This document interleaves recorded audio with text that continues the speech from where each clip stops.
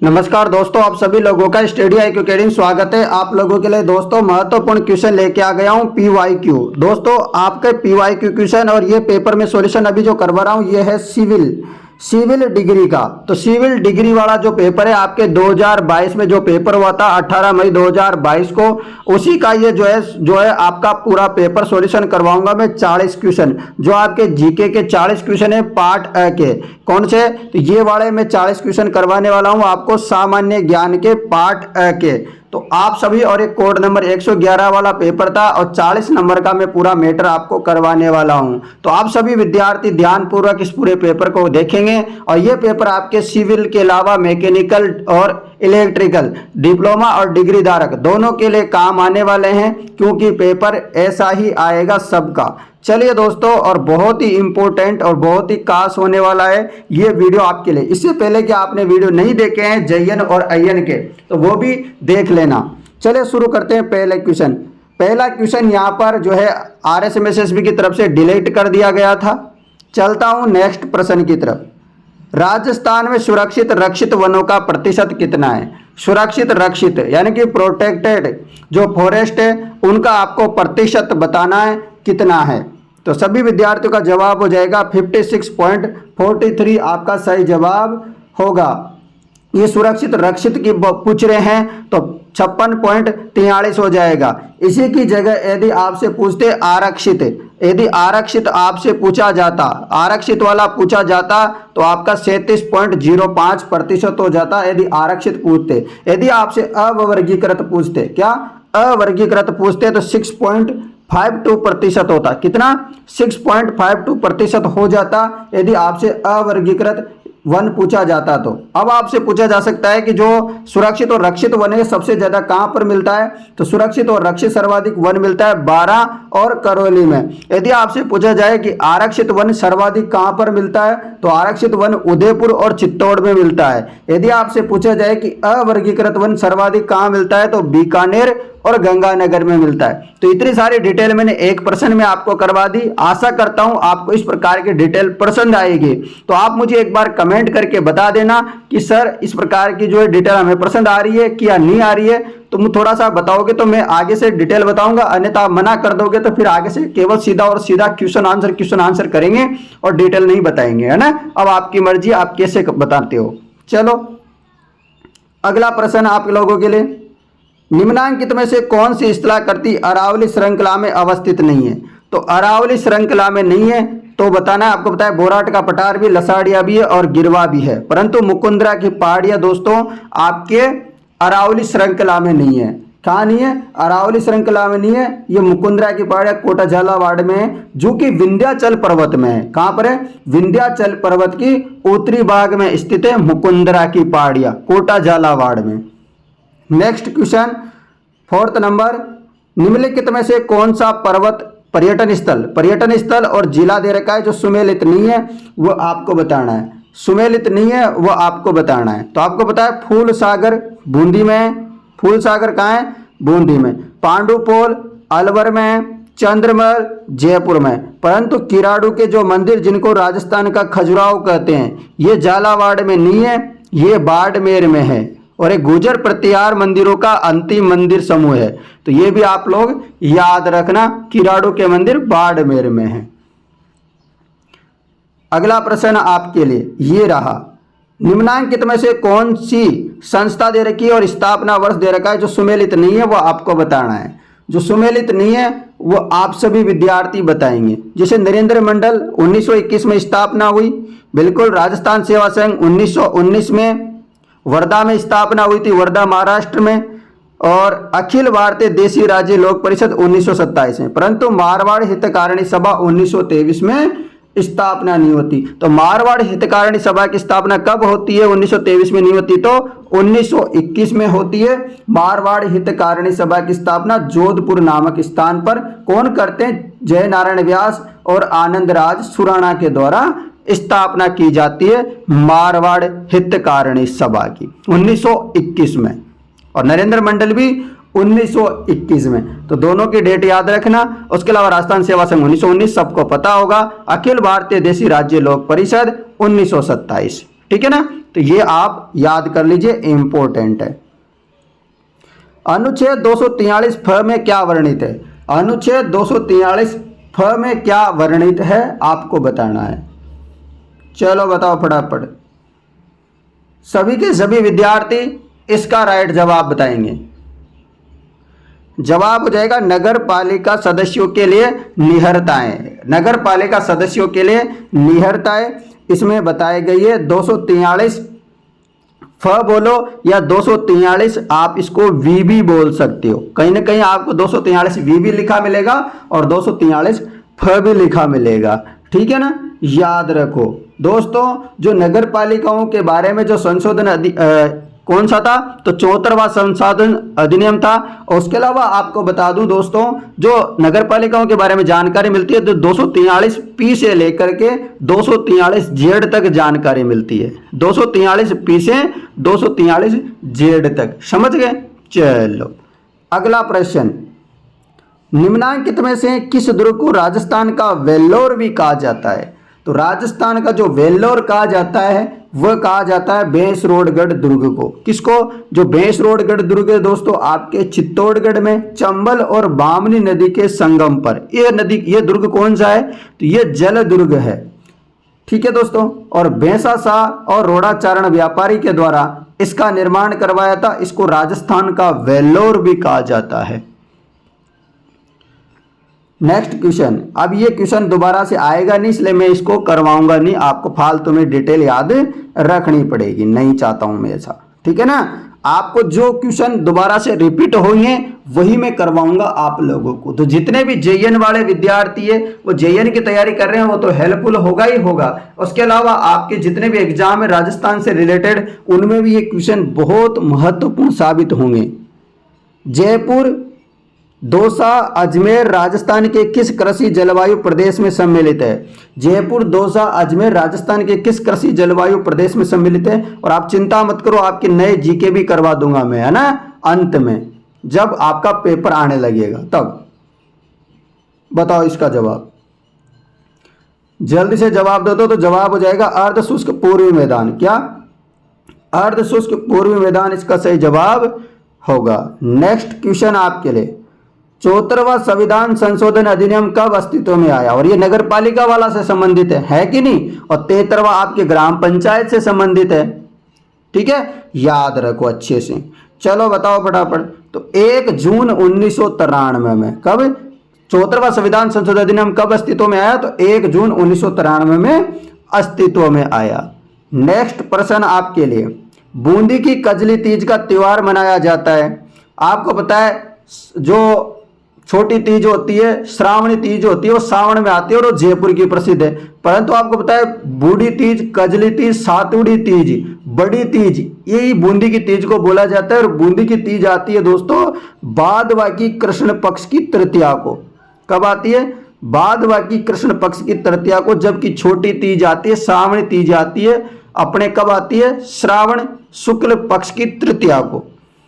चलो अगला प्रश्न, दुगारी किले की चित्रकला संबंधित है।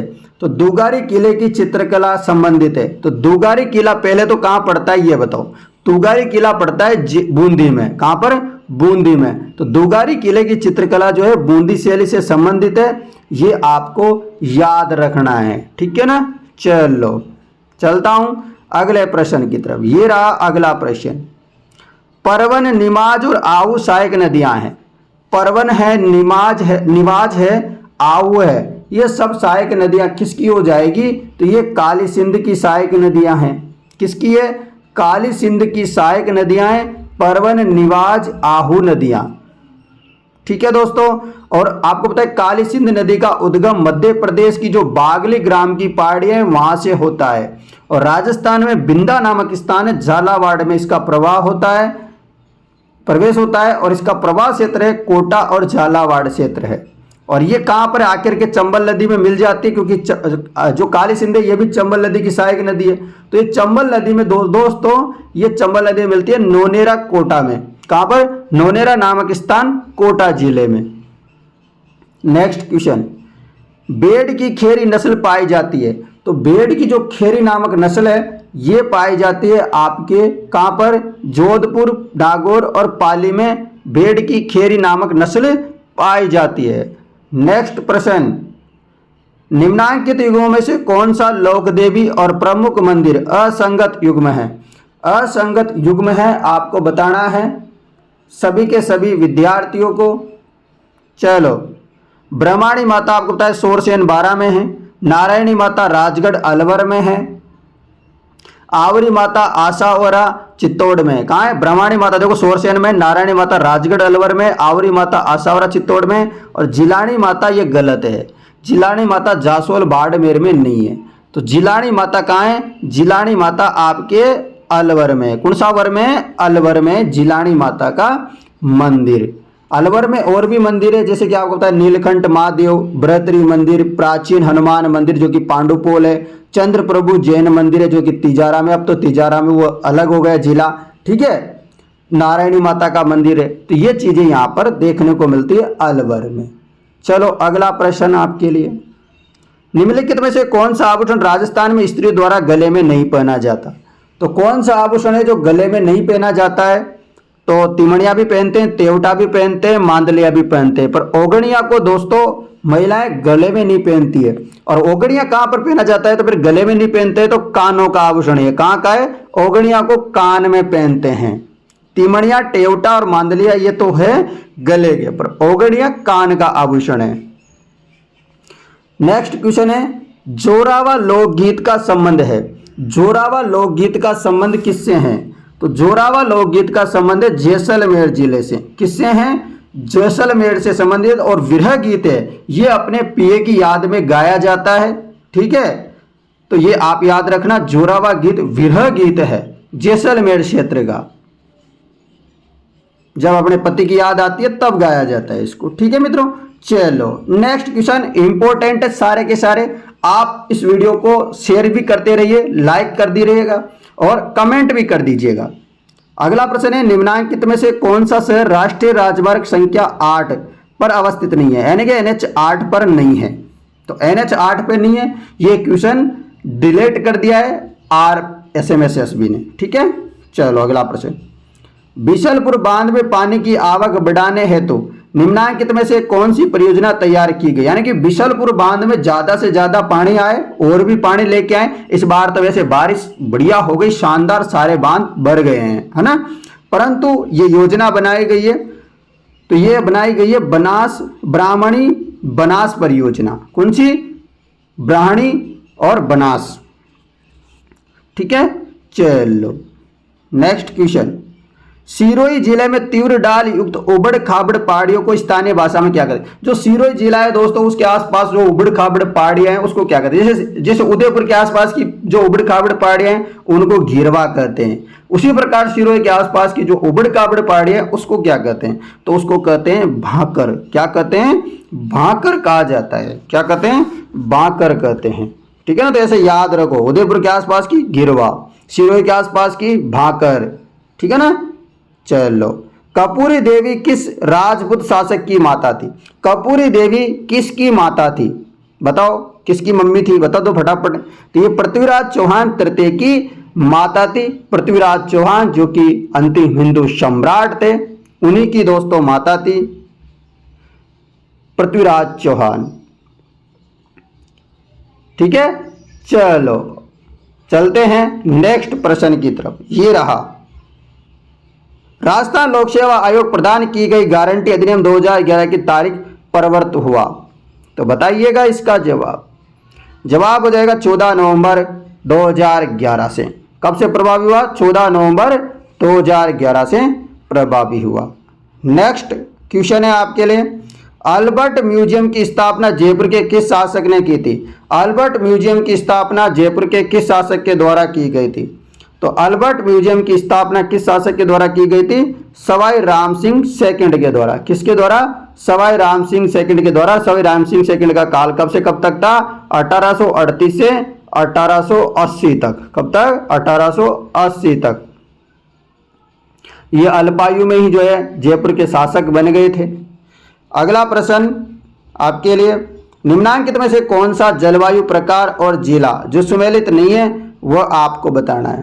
जो सुमेलित नहीं है वो बताना है। जैसे BWHW गंगानगर सही है, CWG अलवर सही है, AW कोटा सही है, BSHW कोटा जयपुर गलत होगा। BSHW गलत होगा ना, क्या होना चाहिए था इसकी जगह? CWG होना चाहिए था। होना चाहिए था कि नहीं होना चाहिए था? बिल्कुल।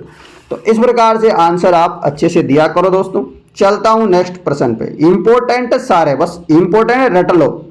कौन सा वन्य जीव अभ्यारण्य राजस्थान का चौथा बाघ टाइगर रिजर्व बन गया और देश का 52वां, राज्य का चौथा और देश का 52वां बन गया है? उसके अलावा 5वां भी बन गया है, धौलपुर करौली वाला। 5वां कौन सा है? धौलपुर करौली वाला, वो भी याद कर लेना।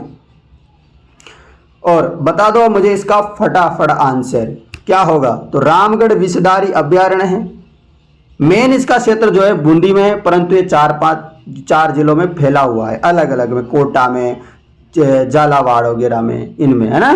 ठीक है, चलो अगला प्रश्न। राजस्थान के किन जिलों में अमेरिकन कपास का उत्पादन होता है? तो अमेरिकन कपास का उत्पादन होता है, ये आपको बताना है। अमेरिकन कपास का उत्पादन होता है आपके गंगानगर और बांसवाड़ा में। कहाँ होता है? गंगानगर और बांसवाड़ा में उत्पादन होता है।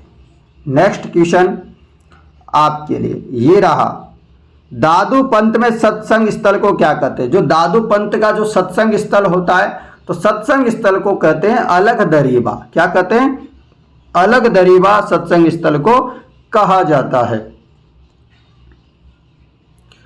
अगला प्रश्न, चिकनी कोतली क्या है? अब चिकनी कोतली आपसे पूछा जा रहा है कि चिकनी कोतली क्या है। चिकनी कोतली क्या है? आपको पता होगा, यदि आपकी शादी वादी हो गई होगी पर अभी बेरोजगार है तो शादी वादी तो कौन ही लड़की देगा आपको, है ना। तो कोई बात नहीं, मैं बता देता हूं क्या होता है चिकनी कोतली। तो चिकनी कोतली होता है शादी की एक रस्म होती है। चिकनी कोतली क्या होता है? चिकनी कोतली एक शादी की रस्म होती है। वर पक्ष की ओर से वधु के लिए जो गहने और कपड़े मिठाइयां लेके जाती है उसे उस समय जो है पहरावणी, उसे चिकनी को पहरावणी बोलते हैं या फिर उसी को क्या बोलते हैं? चिकनी कोतली बोलते हैं। ठीक है ना, समझ गए। जो वर पक्ष की ओर से वधु के लिए, मतलब आपकी जो होने वाली पत्नी है उसके लिए आप कुछ लेके जाओगे, कपड़े गहने वहने, तो उसमें रख के लेके जाओगे चिकनी कोतली। समझ गए? चलिएगा मित्रों, अगला प्रश्न है। हूं गोरी किण पीवरी उपन्यास की रचना है। बताना है आपको, हूं गोरी किण पीवरी उपन्यास की रचनाकार कौन है? तो इसके रचनाकार है यादवेंद्र शर्मा चंद्र। कौन? यादवेंद्र शर्मा चंद्र। ये जो है इनकी रचना। इनकी और भी बहुत सारी रचनाएं, जैसे कि जोग संजोग, चांदा सेठानी, खम्मा अन्नदाता, मिट्टी का कलंक, हजारों घोड़ों पर सवार, डोल कुंजकली, एक और मुख्यमंत्री। ये इन्हीं की रचनाएं, किसकी? यादवेंद्र शर्मा जी की। तो दोस्तों ये इनकी प्रमुख रचनाएं हैं। और भी जो है मैं आपको बता देता हूं, पूरे 40 क्वेश्चन है, अपने को पता है ना। चलो प्रश्न है, पूर्व से पश्चिम गलियारा किस जिले से होकर नहीं गुजरता है? जो पूर्व से पश्चिम होकर के जो गलियारा गुजर रहा है, ये कहां होकर के नहीं गुजरता? फटाफट बता दो। सिरोही में गुजरता है, कोटा में गुजरता है, भीलवाड़ा में गुजरता है, परंतु झालावाड़ से होकर के नहीं गुजरता है। कहां से होकर नहीं गुजरता है? झालावाड़ से। 7 जिलों से होकर गुजरता है, ये पता है आपको। इसका NH नंबर है 76 पहले, अभी नया नंबर क्या हो गया है? NH 27 हो गया है। ये सिरोही, उदयपुर, चित्तौड़, भीलवाड़ा, बूंदी, कोटा 12, इन 7 जिलों से होकर के गुजरता है। इससे होकर के 2 दर्रा भी गुजरती है, एक हाथी दर्रा और एक देबारी दर्रा भी है। नेक्स्ट क्वेश्चन, सुमेल का युद्ध कब लड़ा गया? सुमेल का युद्ध कब लड़ा गया? तो 1544 को सुमेल का युद्ध लड़ा गया। कब लड़ा गया? 1544 को सुमेल का युद्ध लड़ा गया मित्रों। ठीक है, चलो चलता हूं नेक्स्ट प्रश्न। 32वें नंबर का क्वेश्चन जो है डिलीट कर दिया गया था RSMSSB के द्वारा। अगला प्रश्न है, ढूंढलोद किसके लिए प्रसिद्ध है? ढूंढलोद जो है किसके लिए प्रसिद्ध है? तो ढूंढलोद प्रसिद्ध है हवेली एवं परंपरागत सुंदर इमारतों के लिए। तो ढूंढलोद सुंदर इमारतों वगैरह के लिए प्रसिद्ध है। और आपसे क्वेश्चन ये पूछा जा सकता है, ढूंढलोद पड़ता कौन से डिस्ट्रिक्ट में है? कौन से जिले का है ढूंढलोद शहर? ये है झुंझुनू में। कौन से में? झुंझुनू में है। यहां पर दोस्तों सेठ लालचंद गोयनका की क्या है? हवेली भी है, याद कर लेना। अगला प्रश्न, निम्नलिखित में से कौन एक राज्य सूचना आयुक्त की नियुक्ति हेतु गठित समिति का सदस्य नहीं होता है? तो आपको पता है मुख्यमंत्री होता है, विपक्ष का नेता होता है, मुख्यमंत्री यानी भजनलाल जी होंगे, आपके विपक्ष के नेता यानी कि टिक्काराम जूली होंगे, मुख्यमंत्री द्वारा नाम निर्देशित एक कैबिनेट का मंत्री जी भी होते हैं, परंतु उच्च न्यायालय का न्यायाधीश नहीं होता है। चलता हूं नेक्स्ट प्रश्न, ये रहा, चंदेरिया सीसा जस्ता स्मेल्टर प्लांट है। अरे सबको पता होगा, ये तो रट लिया होगा ये तो आप लोगों ने ना। चित्तौड़गढ़ में, कहाँ है? चित्तौड़गढ़ में है सीसा जस्ता स्मेल्टर चंदेरिया, कहाँ? चित्तौड़गढ़ में है। और सीसा जस्ता का उत्पादक क्षेत्र कहाँ कहाँ पर है? जावर उदयपुर में, राजपुर दरीबा राजसमंद में, रामपुर अंगोछा भीलवाड़ा में, चौथका बरवाड़ा जो कि सवाई माधोपुर में, गुड्डा किशोरी दास क्षेत्र अलवर में है। ठीक है ना मित्रों। चलता हूं अगला प्रश्न, ये रहा, गिरियसन ने किस बोली को भीली बोली की संज्ञा दी थी? यानी कि भीली बोली भी कहा है गिरियसन ने, कुर्सी बोली को, कुर्सी बोली को कहा है, तो ये कहा है वागड़ी बोली को दोस्तों गिरियसन ने भीली बोली की संज्ञा दी है। और ये भीली बोली बोली कहाँ जाती है? ये डूंगरपुर बांसवाड़ा में बोलते हैं। और आपसे पूछा जा सकता है कि वागड़ी बोली या फिर भीली बोली जो है ये किसकी उपबोली है? तो ये किसकी उपबोली है? मारवाड़ी की उपबोली है। अगला प्रश्न, सुधा प्रबंध किसने लिखी है? सुधा प्रबंध किसके द्वारा लिखी गई है? तो महाराणा कुंभा के द्वारा सुधा प्रबंध लिखी गई है। महाराणा कुंभा की लगभग 10 रचनाएं जो प्रमुख है, जो एग्जाम में आती है, वो मैं बता देता हूं। चलो याद करो, महाराणा कुंभा की कौन कौन सी रचनाएं ग्रंथ है? संगीत राज, संगीत मीमांसा, सूद प्रबंध, सुधा प्रबंध, संगीत सार, रसिक प्रिया, कामराज रतिसार, चंडी शतक की व्याख्या, नृत्य रत्न कोश। ये इतनी शायरी तो याद कर लो और छोड़ दो, पर इतने तो जो है एग्जाम में बार बार में आती है, मतलब रट लो इन जो मैंने आपको 10 नाम बताए। अगला प्रश्न, दुविधा कहानी किस फिल्म पर बनाई गई थी? दुविधा कहानी जिस फिल्म पर बनाई गई थी किसने लिखी थी? अच्छा, किसने लिखी थी बताओ फटाफट। जवाब हो जाएगा विजय दान देता ने लिखी थी दुविधा कहानी। ठीक है, चलो। और विजय दान देता कोई क्या बोलते हैं? बिज्जी, क्या बोलते हैं? बिज्जी। इनकी बहुत सारी और भी प्रमुख ग्रंथ है। कौन कौन सी है? देखो दुविधा तो पूछ ही लिया, अब आपसे पता नहीं अगले आपके एग्जाम में क्या आ जाए। बातारी फुलवारी किसकी है? विजय दान देता की। तिंडोराव किसकी है? विजय दान देता। मारो बदलो ये इन्हीं की है। अखिल अलेको हिटलर ये भी इन्हीं की है। बापू के 3 हत्यारे वो भी इन्हीं की है। अनोखा पेड़ ये भी इन्हीं की है। इसके अलावा आपको एक और याद रखनी है, चौधरायन की चतुराई, ये लघु कथा है, ये भी इन्हीं की है। तो ये आप याद रखना। और इनकी प्रमुख कहानियां हैं, दुविधा है, चरणदास चोर है, पहेली है। तो ये तीनों याद रखो। फिल्में भी बन चुकी है इनमें, दुविधा में फिल्म बन गई, चरणदास चोर में फिल्म बन गई और पहेली में फिल्म बन गई। ये तीनों देखो फिल्म बन गई, कहानियां हैं इनकी, आप याद कर लो इनकी जो जो भी है। बड़ा बार बार में क्वेश्चन आता है। 2.5 दिन का झोपड़ा मूलतः क्या था? 2.5 दिन का झोपड़ा आपको पता है अजमेर में बना हुआ है। और ये पहले मतलब शुरुआत में क्या था पता है आप सबको? संस्कृत कॉलेज थी। क्या था? संस्कृत कॉलेज थी ये, जिसका निर्माण करवाया था विग्रहराज चतुर्थ ने अजमेर में। परंतु फिर बाद में इसको तोड़ मरोड़ करके और एक 2.5 दिन का झोपड़ा बना दिया है। अगला क्वेश्चन और आज का अंतिम क्वेश्चन, भारत का कितना सतही जल राजस्थान में मिलता है? भारत का कितना प्रतिशत जल हमारे राजस्थान में है वो बता दो। तो ये सही जवाब हो जाएगा 1.16। कितना? 1.16% हो जाएगा। तो दोस्तों ये 40 क्वेश्चन थे। आप लोगों को कैसा लगा ये पेपर सॉल्यूशन देख करके? और दोस्तों मैंने 2022 के पूरे पेपर सॉल्यूशन करवा दिए हैं। अब इससे पहले जो एग्जाम हुई थी उसके पेपर में सॉल्यूशन आपको कल से शुरुआत करवा दूंगा वापस, चिंता मत करो। आपको डेली क्लास मिल रही है और आप मुझे कमेंट करके बता दो कैसी लग रही है। यदि दोस्तों आपका रेस्पॉन्स अच्छा नहीं आया तो मुझे अंत में जाकर के ये क्लासें फिर से बंद करनी पड़ेगी। यदि आप सच में चाहते हो कि क्लासें रेगुलर चले तो आप इस वीडियो को शेयर कर दिया करो। धन्यवाद।